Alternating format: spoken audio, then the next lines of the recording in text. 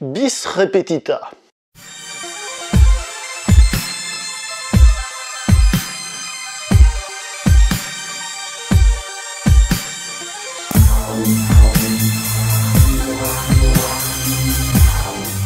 Bonjour à toi chers spectateurs et bienvenue pour cette nouvelle critique poussiéreuse. On continue avec notre rétrospective Jean-Claude Van Damme avec le film... Ultime Menace, réalisé par Simon Fellows. Comme d'habitude, je vais commencer par donner une note à ce film et cette note sera...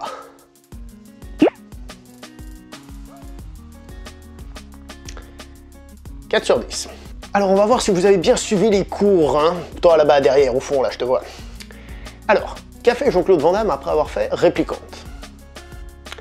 Un film avec Sheldon Lettich, et un film à tout petit budget qu'il a produit lui-même, qui a été tourné en Europe de l'Est. Depuis, il a fait un film avec Ringo Lam, In Hell, et il a fait L'Empreinte de la Mort, qui est un autre film, on va dire, qui a des ambitions. Que fait Jean-Claude Van Damme après ça? Eh ben, il fait un petit film tourné en Europe de l'Est. Et après celui-là, qu'est-ce qu'il fera?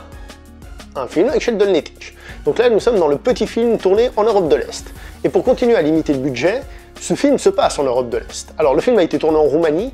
Officiellement, on ne sait pas trop où il se passe. Les gens ont des noms à consonance russe, mais évidemment, pour une question de géopolitique commerciale, on va éviter de dire où se situe l'action. Ce film est un film d'assaut, c'est-à-dire un film sur des gens qui gardent une place et qui sont assiégés. Et le moins qu'on puisse dire, hélas, c'est que c'est pas très bien réalisé. Il y a quand même pas mal de défauts à ce niveau-là. Il y a certains passages qui veulent se la jouer un peu documentaire. C'est filmé caméra à l'épaule comme ça. Et très honnêtement, ça fait mal aux yeux. Ça fait téléfilm, c'est pas beau du tout. Alors bon, évidemment, ces choses-là sont justifiées par le fait que c'est un film à très petit budget, tourné en Europe de l'Est par la boîte de Jean-Claude Van Damme, et que justement, là, on est un peu comme dans le Point d'Impact, c'est-à-dire un film limité, c'est le moins qu'on puisse dire. Mais quand même, parce que des hélicoptères en images de synthèse, des explosions en images de synthèse très mal faites, et ben, ça nous sort totalement du film. On peut ajouter à cela un manque de figurants, par exemple, au bout d'un moment, il y a une scène d'émeute, mais on voit que c'est filmé en gros plan pour éviter de montrer qu'ils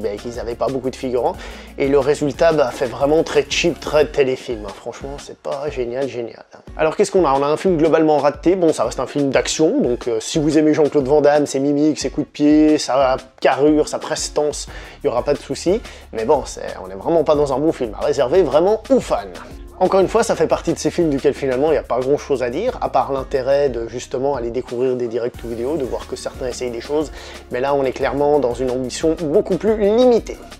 Donc voilà, c'est tout pour cette critique, j'espère qu'on se voit pour une prochaine critique pour continuer sur la carrière de Jean-Claude Van Damme. J'ai déjà vendu la mèche sur qui sera le réalisateur du prochain film. En attendant, portez-vous bien, au revoir.